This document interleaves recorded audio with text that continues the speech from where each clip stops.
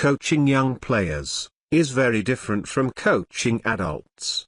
Kids aren't just smaller versions of adult or teenage players, and you need to select soccer drills that are suitable for the age and stage of development of the players you are coaching.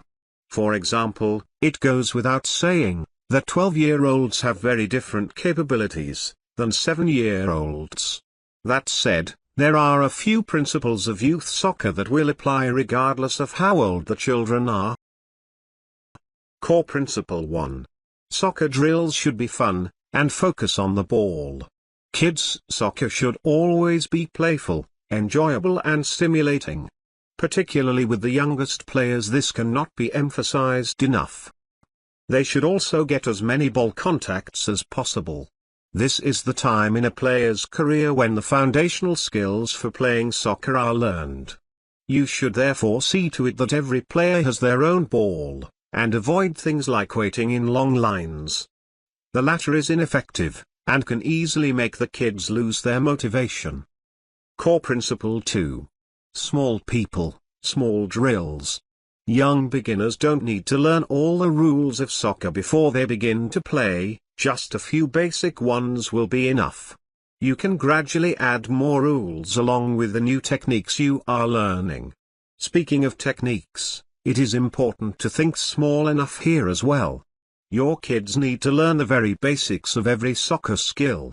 From basic passing, to controlling and dribbling the ball. Once you move on to soccer drills involving several players, you should limit the size of the playing area and organize the children into small teams.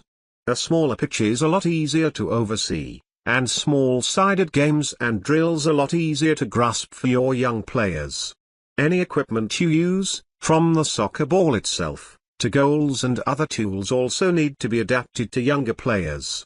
The kids will experience more success and progress quicker when they don't have to expend a lot of strength, for example due to using a ball that is too big and heavy. Core Principle 3. Remember that young players are all different. Youth soccer coaches should always be aware of the differences in young players' levels of skill, expectations and interests.